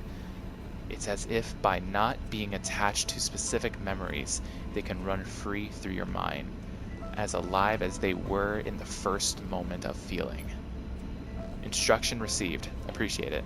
Marco in the pilot seat, talking to the port authority incoming to strut 2... Wait, what? Incoming to strut 2-3. He turns back to you, clicking off the outgoing comms channel. First step complete. We've got docking approval, as expected. He raises his eyebrows, noticing something in your face. Keep it together, alright? I've got this. Don't get ahead of yourself. He shrugs. Fine. Stew all you want. It won't help us if things go south. That's not the issue. I think that you're a bitch. You're gonna backstab us, and we're all gonna be fucked. Seraphin's not gonna know shit. Let me not get ahead of myself. Okay. Let me not get ahead of myself. Maybe he's fine. I am on guard. Sleeper. Bliss gets your attention from across the cockpit. I'm right here, okay? I know this place is complicated for you. They smile warmly, but I've got your back, and this is why I brought you. This is why I brought you. Anyone tries to mess with you, they shrug in an exaggerated way. I can't be held responsible for what I'll do to them. There's a hollow rumble through the body of the freighter. As Marco brings it into the dock, the noises of this draftier, more industrial ship differ to those of your rig. You haven't quite got used to them yet. A squawk of noise over the comms sent Marco scrabbling at the controls to submit the docking code he was sent just moments before. This was an agonizing wait, and then a chirp as the code is accepted. The freighter is docked. Whew, all right. Let me go out first. Talk to the dockers. Start the unloading. He unclips from his seat. Then you're good to go. I want to come. Raises an eyebrow. He seems to be considering something. I want to be as delicate about this as possible. He glances away. But you are a sleeper. I don't think we should bring attention to that. Ah! He's not wrong. This is exactly what I was talking about. Why am I a sleeper going into this bitch? Ah, fuck. But at the same time, this is the perfect opportunity for him to talk behind our back and backstab us. And I'm like, ah! Okay. I trust Bliss. I'm gonna roll with Bliss. Something happens, Bliss has my back. I get it. Marco nods. Good. Hold fast. And then he glides out of the cockpit without waiting for a response. You hold your nerve, looking out at the flickering lights and distant traffic. The airlock clunks open and closed again. Time drags on. You turn your attention to the job ahead, seeing it stretch out in front of you. Darkside seems impossibly vast, too vast to find a specific person, but just to find a type of person, someone unhappy with Yutsubo gains, ready to risk their life to change this place and push to a point of desperation or anger. That might be a lot more doable. But first, you must understand Yutsubo. See how they run this place, where they meet, what they talk about, find where Yutsubo is weakest, find where they can be broken, and think about the pressure that might be applied, not just by you, but all of Darkside. How much do you trust Marco, Sleeper? Bliss blurts out the question almost unconsciously. Sorry, do we know him that well? Seraphin does. I'm still figuring him out. Bliss nods. Me too, they sigh. I'll let you know if I come to any conclusions, I guess. They turn to look out at the station. And this is... Oh my god. I love Bliss. Bliss is a great character. I'm so glad that they're in this game. I love everything about them. They turn to look out at the station. The airlock cycles once more, and the moments later, Marco is in the cockpit, sweating beads on his brow. He takes a moment, his mood uncharacteristically flustered. Well, I bent the truth a little back there, but I think we're good. He runs a hand over his hair, slicking it back into place. Luckily, I've had a lot of practice lying to dock workers. He gives you a wink. They'll begin unloading later this cycle, and they won't be in a rush. He smiles. We have our time as promised. But, he suddenly interjects, evaporating in relief you were feeling. Yutsubo are watching these docks. That I know for sure. For now, we are just another freighter. But all our coming and going, that could be a problem. He turns to you. We could try to disable their monitoring, or just get the job done before it becomes an issue. Why didn't you say anything earlier? I'll take a look, not a problem. Why didn't you say anything earlier? I didn't know earlier, but we do now. Either way, we need to get on with what we are doing. Marco holds his arms. Yutsubo are everywhere, but we need to understand them, to know what is happening inside their organization. We slip under their skin and we find out how they work. Marco looks to you. This is what I recommend. But now Sleeper, it is your turn to lead. He folds his arms. Tell us where to begin. You feel the attention, the pressure shift to you. Time to find some allies. Time to find Yusubo's weakness. Time to stop running and resist. Crisis, new crisis action. Okay. Hunting you down. God! Holy shit! This place is massive. Okay. Oh, right here. Docking surveillance. So this is something that we do need to take care of. We need to make sure this, above all, goes down, stays down, doesn't become a fucking, issue for us in the future. Okay, let me do this, because if this gives us more, that's good. Gives us 2. Okay, Washgate. We need to spread ourselves as far as possible, as fast as possible. So, okay, Marco can work well here and over here. I think that is going to be where we put our stuff. Shore leaving. Oh, he took stress. That's fine. That is a-okay, honestly. The freighter. And cycle. Okay. We get this fucking shit good. Oh, that is perfect. Good and done. Get the crisis out. So we are beyond safe. No, I need to get bliss. Stress. Okay, that's fine. If I can take the stress now, that'll be fine. Oh. Okay. Shit. Okay, I should have done this. Fuck. Okay, I might have, fucked myself a little bit. Okay, no more crisis. We have room. That is big. Let's play it safe. It's not even... If I get a 1, I am in a bit of danger, because I could lose 2 dice here.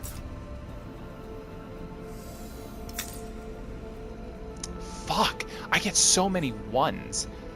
Let's see. What do we get from this again? Shore leave. The dock is under Yusubo's control, making it a solid place to start to infiltrate their operations. Okay. So this is where we're going to learn shit. This is how we, blow their shit open. Yusubo territory.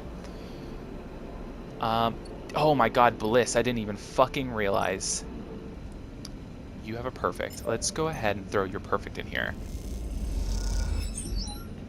That's perfect. Literally. Okay. Let's do this.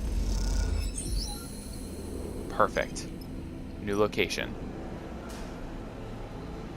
Yusubo Cipher. Okay. Let's not mess with that. How far can we go? We can only go this far. Okay. Let's worry about the rise now.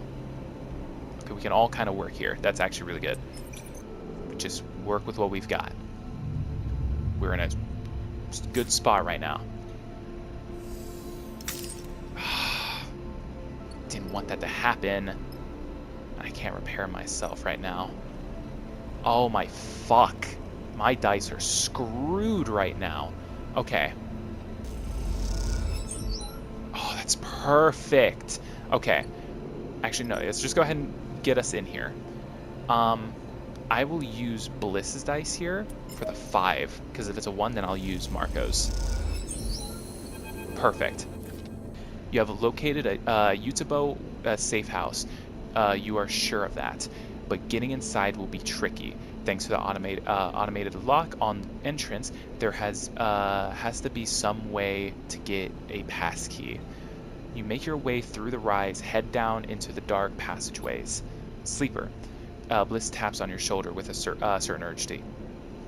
Marco's gone. Marco's gone. Oh no. Oh fuck. You stop in the dark side passageway. You are drifting down. A quiet connection between 2 thoroughfares. You glance around at the loose bundles of wires and stained metal plates. It seems like a safe place to talk. He just muttered about having something to deal with, and then split, just like that. Bliss sighs and shakes their head. Just went before I could say a thing. You pause for a moment, unsure of how to react. What's going on? Bliss shrugs. You tell me, Sleeper. I thought Marco was solid. Seraphin thought he was solid. I did not. Bliss folds their arms. This doesn't look solid to me. It looks far from solid. You take a moment. No need to panic. Marco brought you here. He'll get you out. You look down the corridor towards a busier, wider passage where people drift by. If he needs to deal with something, then, well, he needed to deal with something. It doesn't mean anything, but you sure as hell wish he had given you a warning. Surveilled, and now short-handed, this job is going from bad to worse. Marco, you're a fucking bitch. Fuck. Unlock entrance. Okay, so then from this, we then do this. Fucking knew that this bastard was gonna do some shit. I'm gonna lose. I have 4 dice. If I get 4 4s, I'm screwed. I forget what happens if I lose my dice. I think I just get like a glitch. Okay. This is fine. I may have to push these 2s. That may actually be the only thing I have going for me, are these 2s.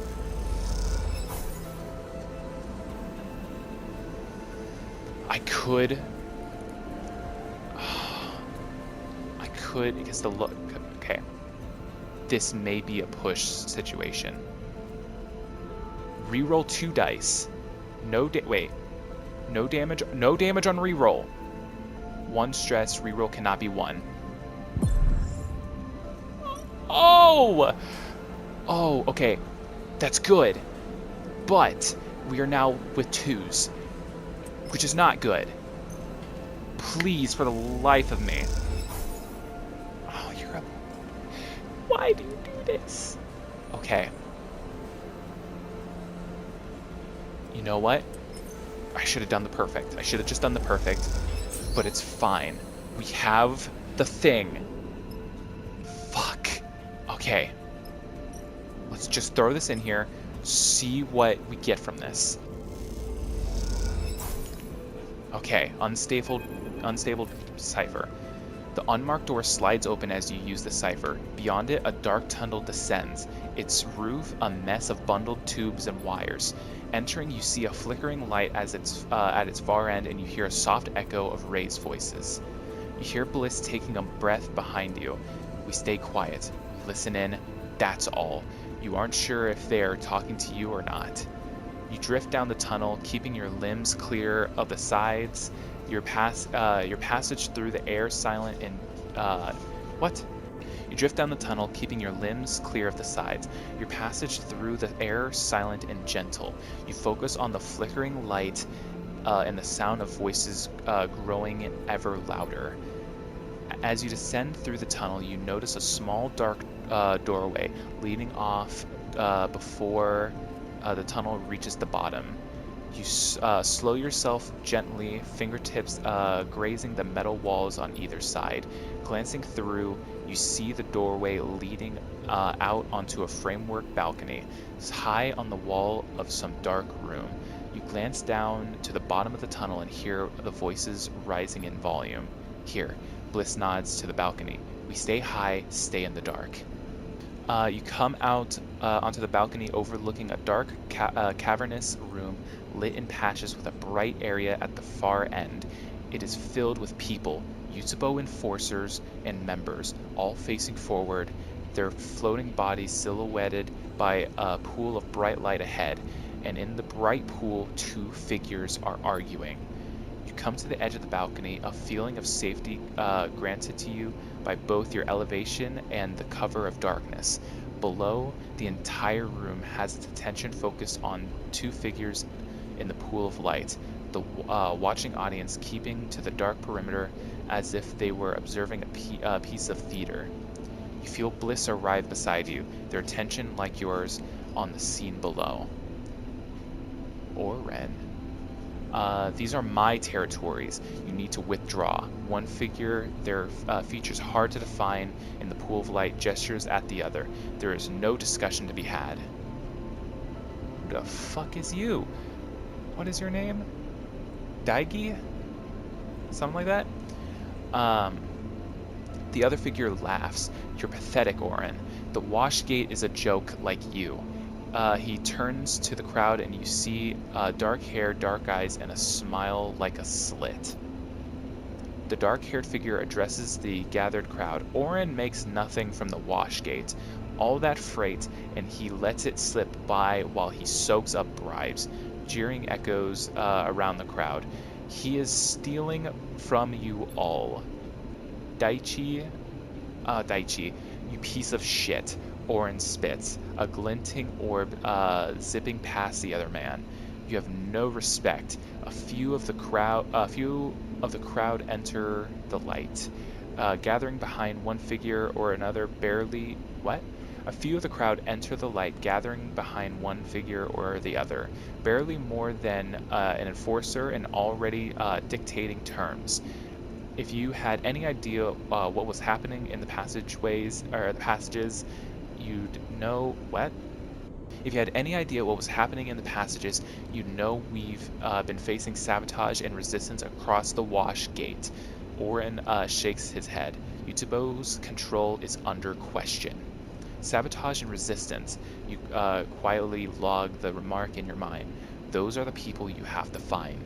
Daichi smirks in response.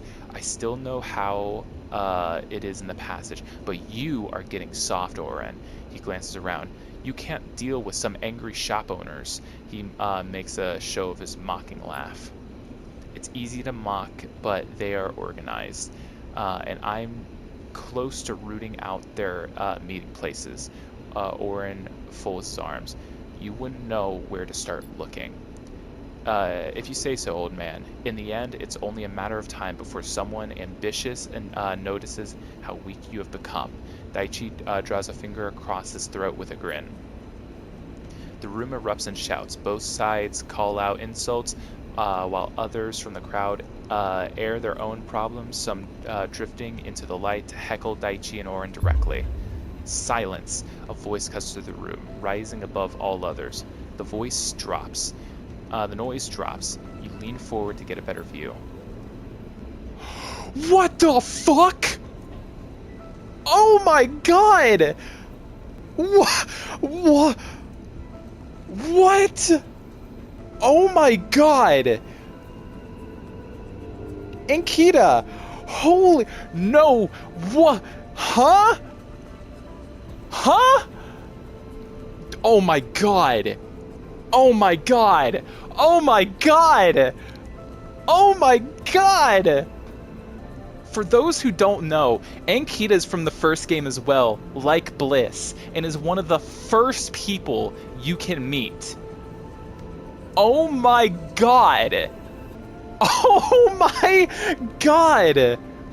A woman holds her muscled arms in the air, a wide, strong posture of control, not surrender. You hear a sharp intake of breath from Bliss beside you, but you don't dare to look away more than a moment. Both of you, she shakes her head, her long hair snaking through the air as she does. Enough. Oh my god. Oh my, I just need, hold on. Oh my god. Enough. This is not how we do things. The chaos is replaced by a disgruntled muttering. No one voice is willing to rise above the murmur. Daichi floats to one side, arms coolly folded, while Oren fumes up opposite. What? Opposite him. I'm assuming it means opposite of him. His hands in tight fists. So this is how the Star Ward conducts its business. She shoots hard looks around the room. Animals fighting over scraps. Oh my god! Oh my god! Ankita, Oren's eyes, Daichi, as he speaks. Daichi is the one disrespecting the leadership and the trust they have placed in. I said enough. Your weakness does not impress me, Orin. She turns to Daichi, and neither does your petulance, Daichi.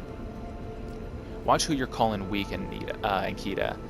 Oh my god. Orin narrows his eyes. You may be Lane's Fuck! You may be Lane's favorite, but I have something that will change all of that. He looks out over the heads of the crowd. Bring him.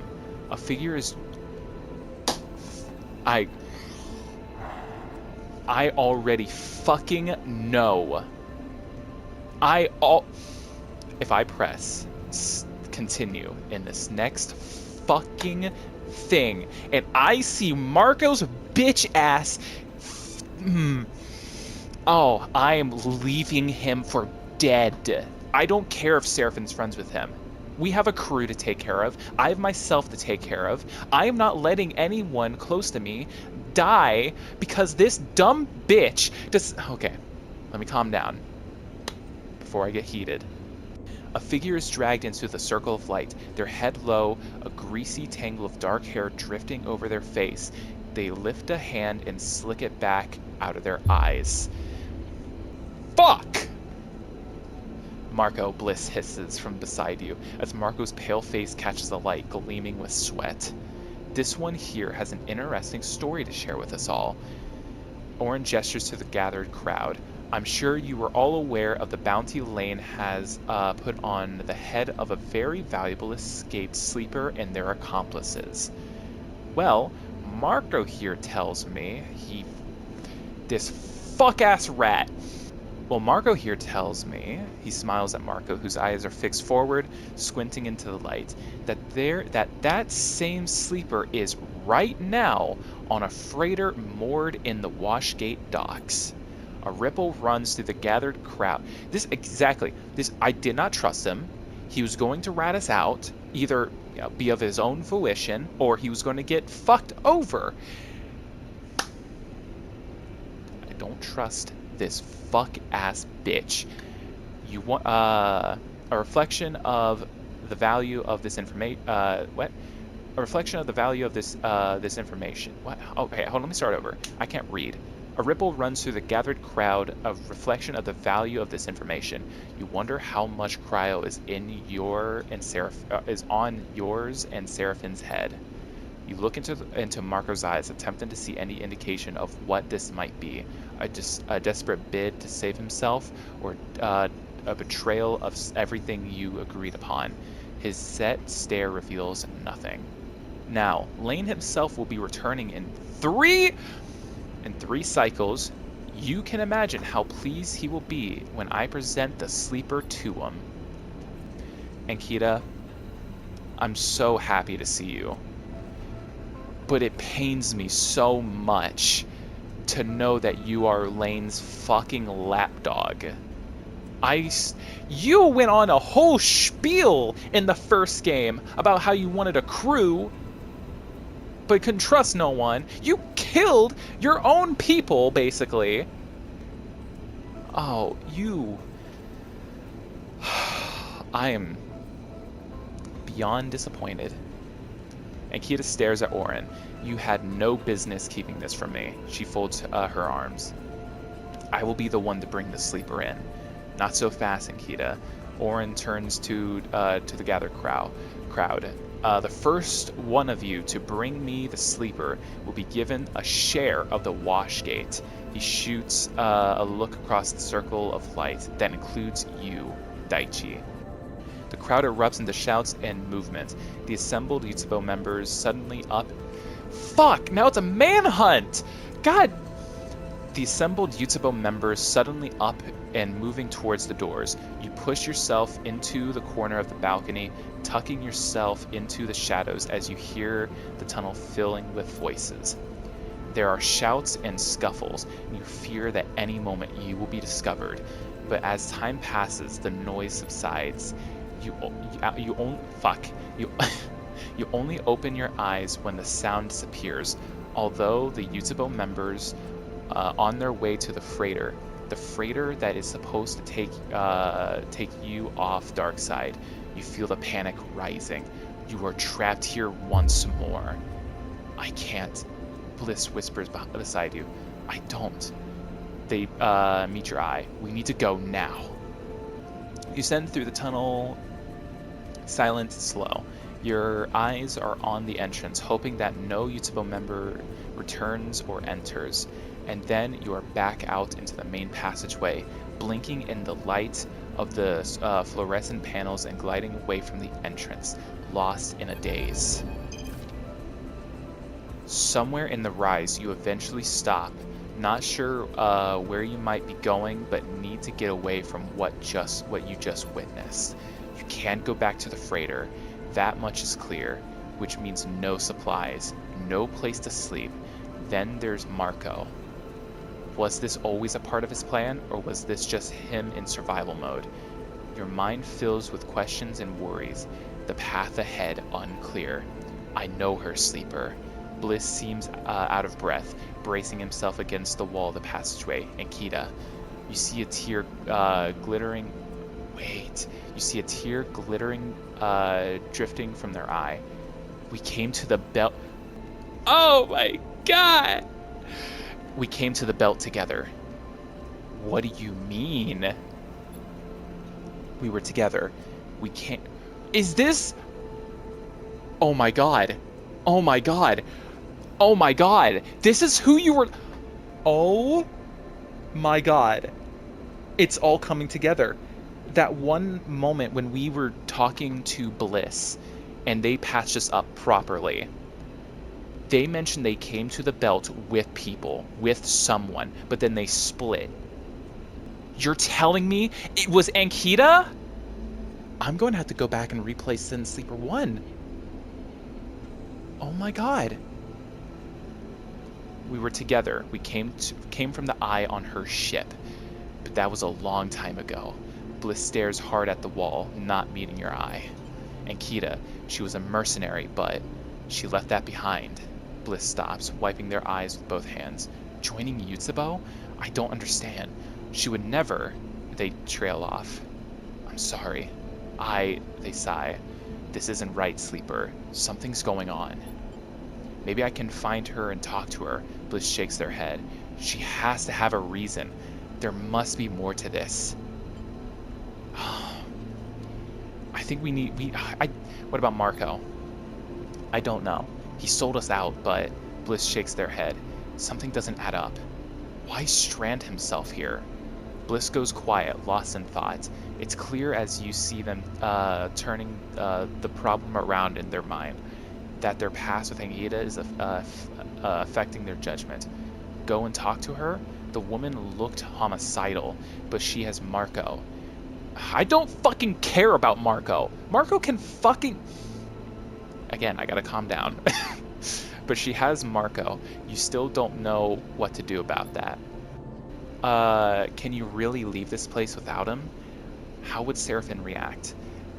If he actually has been caught by...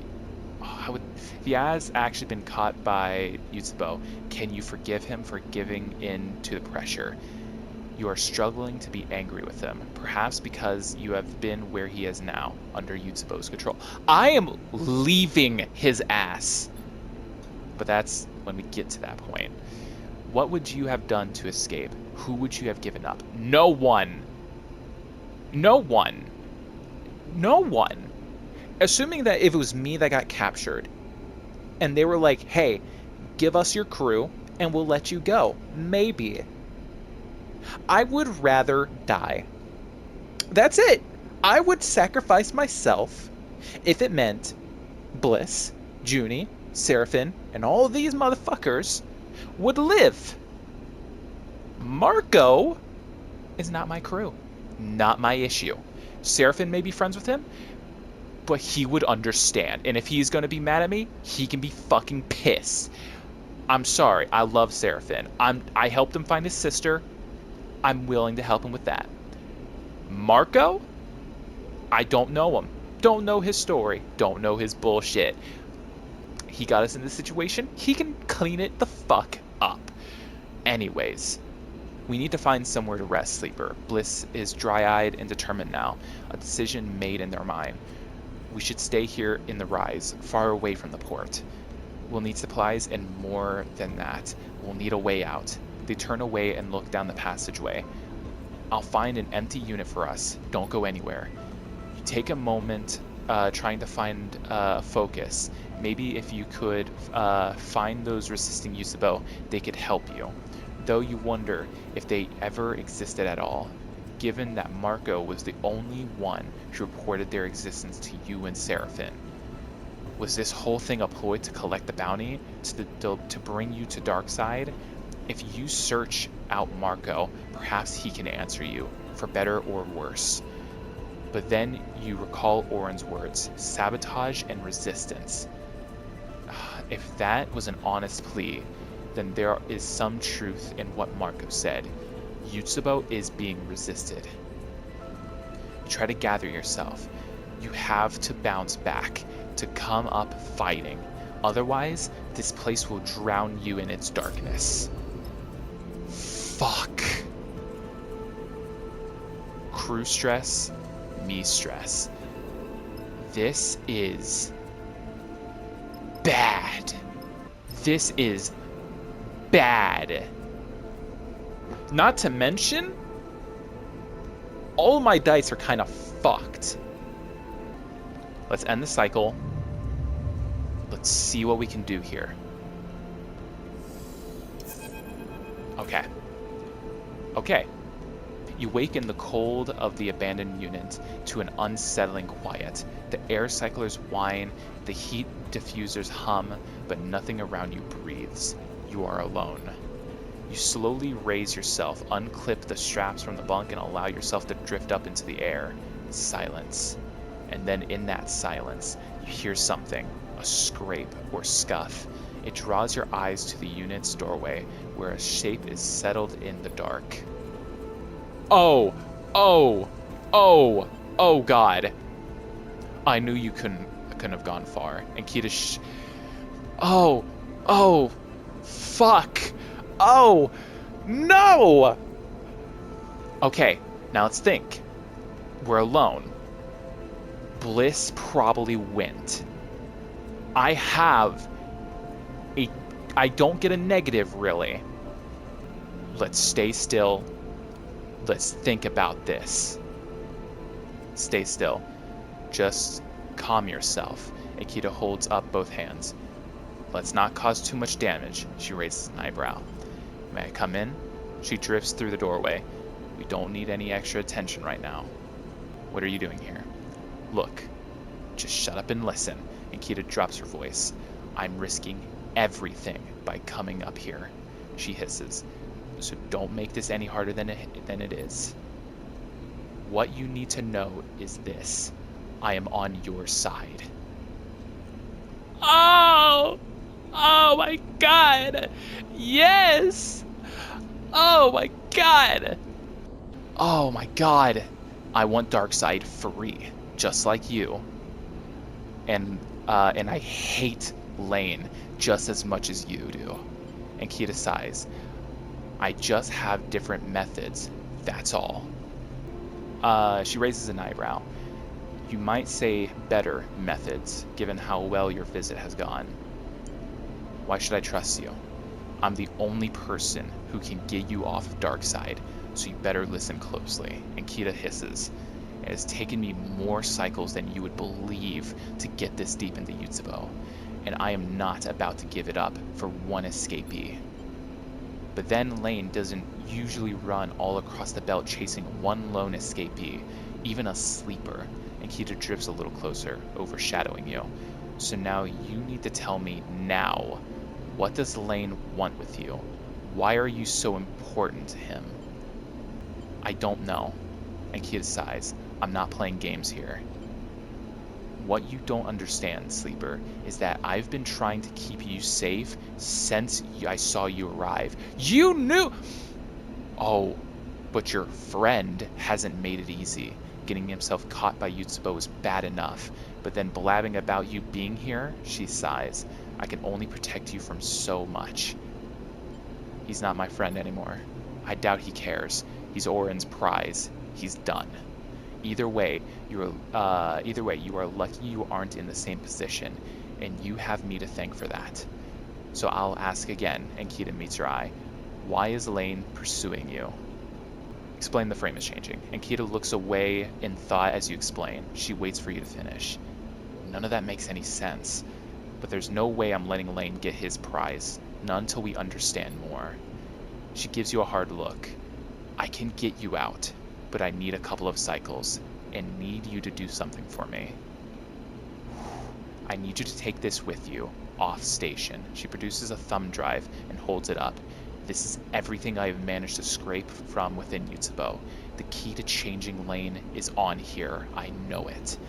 Take it to Olivera.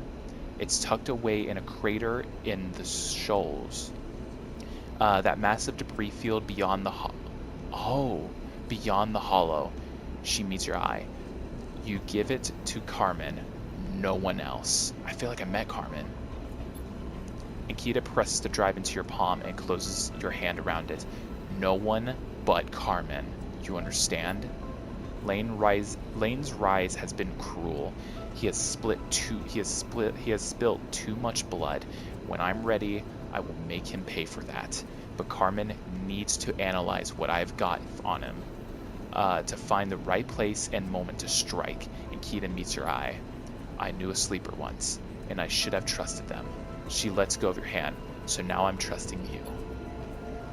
I'll get you out and you deliver. That's the deal. And Keita cracks her knuckles. Then together we can. And Keita. You hear Bliss's voice, faint but clear, from behind Ankita. You see the confusion in Kia's face as she turns. Bliss? She trails off, her aggression dissolving in front of you. What the hell do you think you're doing? You see a rare flash of anger in Bliss's face over Ankita's shoulder. Yutsubo? Really? This is where you fled to?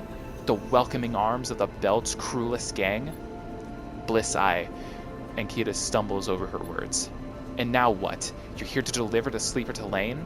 Bliss stares her down. You disgust me. Bliss, it's not like that. I'm here to help the sleeper, to help you both, she sighs. What the hell are you talking about? Bliss's anger is softened a little by their confusion. I infiltrated Yutsubo. I'm working to get the sleeper out of Darkside to free this place.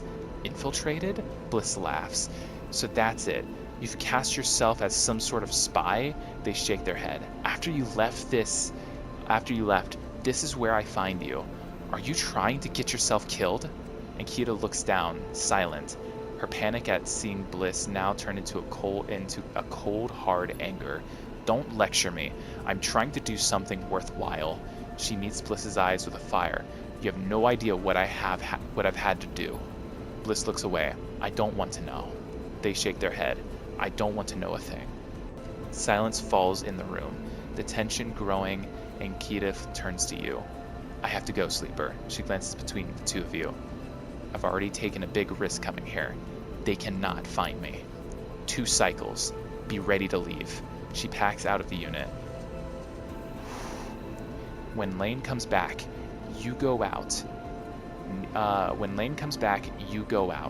Neither of us want him to win here. And a piece of advice. Forget Marco. Keep your head down and wait for me. She raises a finger. You need supplies? Steal them in Flicker Row.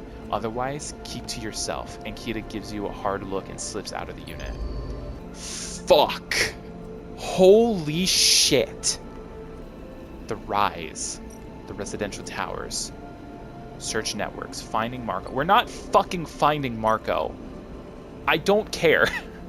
Resupplied. Okay. And with that is going to be where I end this. Holy shit. I cannot believe the amount of fucking hoops that we have had to go through to get to this position just so that fucker could screw us. I already didn't trust him, and I trusted my gut perfectly. I don't care if, Seraphin was buddies with him. It's good to have a reunion, but the only person that I trusted that Seraphin knew was his goddamn sister, and she was a fucking saint. Loved her. before I continue ranting and going into more details about all this, I think that is going to be where I end this. I appreciate you all for watching, and I think this is going to be where I end this.